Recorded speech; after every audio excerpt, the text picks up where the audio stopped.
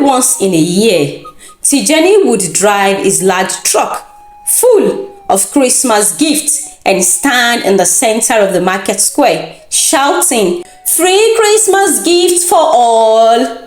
Will you accept such gifts? Once upon a time, there lived a wealthy couple named Tijani and Bisi. Many believed they are philanthropists, for they are known for their riches and generosity, often giving away food, money, and clothes to the less fortunate. Every year, during Christmas, Tijani would drive his large, colorful truck to the market, filled to the brim with wrapped presents. "Free Christmas gifts for all!" Tijani would shout in a booming voice, drawing a crowd. Children's faces lit up with excitement. Also, Bisi would be busy in the kitchen, preparing delicious meal that fit the season, packing jollof rice and chicken for the children in the village, as the children will be lined up, accepting the plate with full smile. To the villagers, Bisi and Tijani were saints. Their generosity brightened the lives of many, especially during the festive season. Yet, behind their acts of kindness lay a painful truth. Tijani and Bisi were barren. Despite their wealth and large estates, their home was empty of children's laughter, a void that pierced their hearts year after year. In their desperation, they went to the deep forest, hoping to find a solution. But as Tijani and Bisi looked at the herbalist, the herbalist said, "Be good to the children in the village, and soon your good will speak for you. Sprinkle this herb in the food you prepare for the children, and soon the gods shall grant you a child." So, with this promise at heart, Tijani and Bisi began their annual rituals of giving, luring innocent children with Christmas gifts, religiously sharing food during Christmas to the children in the village, hoping that soon the gods will give them their own children. But something strange usually happens after the children receive the gifts. For the days that followed, as the dust and dry wind of the Harmattan season begins to blow, so also the children will start growing weak. First, their skin will become dry. Then, their lips chapped and their souls cracked. Soon, their noses blocked as they will start coughing out blood. One by one, the children weakened and their small bodies succumbing to the mysterious illness. A loud wail of sorrow filled the air from every corner of the village, each family counting their loss. "Oh, Mother Asimi," her mother shouted, "you promised me that you will become a pilot." The mother cried in pain. "Open your eyes." But Mother Asimi is gone, leaving her little sister behind, Oyinlola. Oyinlola is 8 years old. She had traveled to her grandmother, who lived in another village during the Christmas period, so she did not partake in the gifts and food collection from the Tijani's family. When Tijani and Bisi walked through the village, mourning alongside the families, Oyinlola's mother, consumed by her grief, rushed towards them. "You killed my daughter!" she screamed, pointing an accusing finger. "You and your cursed gift stole her bright future." Her voice sharp with accusation as she stood in the middle of the village square. Her words sent ripples of unease through the crowd. The crowd stood with their mouth open. Could this be true? Could the generous gift and news from Tijani and Bisi be the cause of their children's strange illnesses and death? Tijani and Bisi stood frozen, their faces a mix of shock and despair. "We would never harm the children," Bisi replied. But Oyinlola's mother was not convinced.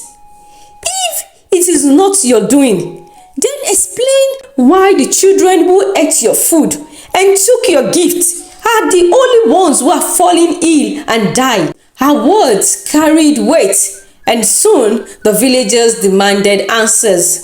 The village head, a wise man, called for the assistance of the village magician. But as the village magician cast his cowries, he pointed at Tijani and Bisi. Tijani and Bisi, the magician finally declared, "Your hands are stained with blood." The gift and food carried a shadow that brings harm to the children. The villagers opened their mouths in shock.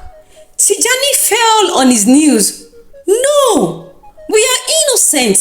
The herbs we used were given to us by the forest herbalist."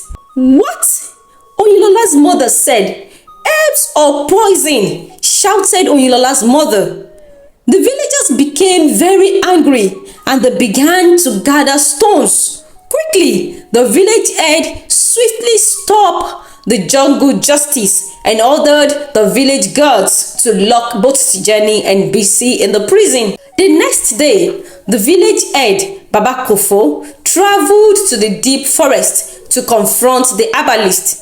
"What have you done? The children are dying and the villagers are in tumult." The herbalist shook his head calmly. "Tijani and Bisi are innocent.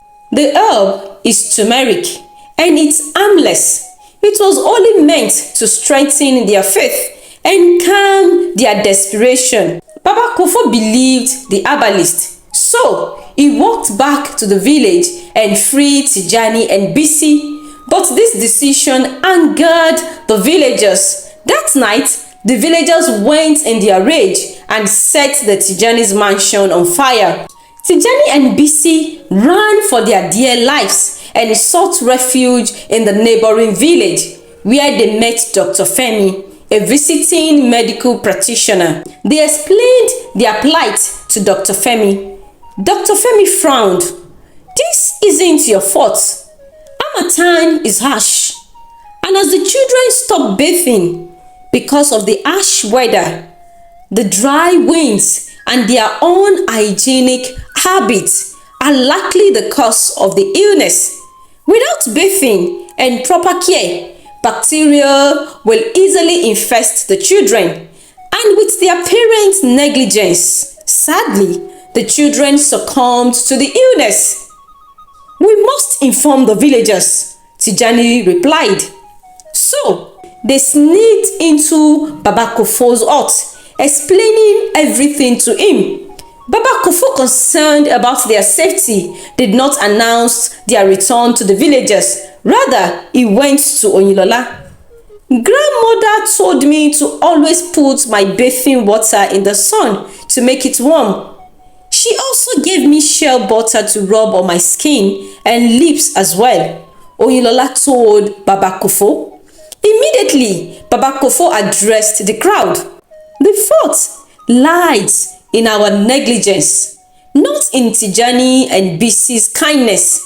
We failed to care for our children during Harmattan, and now we pay the price. But first, let Dr. Femi administer treatment to the children who are still sick." Dr. Femi treated the remaining sick children, and soon they recovered. The villagers, realizing their error, apologized to Tijani and Bisi. They promised to contribute every penny in building back the Tijani's mansion.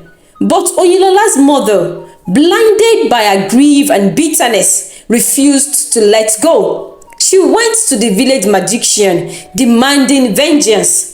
The deceitful magician agreed, but as he began his ritual at midnight, a thunderclap echoed through the village. The gods struck him blind, punishing him for his falsehoods. The next morning, Oyinlola's mother was found lifeless, her bitterness consuming her to the end. "Mommy!" Oyinlola wept bitterly. "Poor girl! What will happen to her?"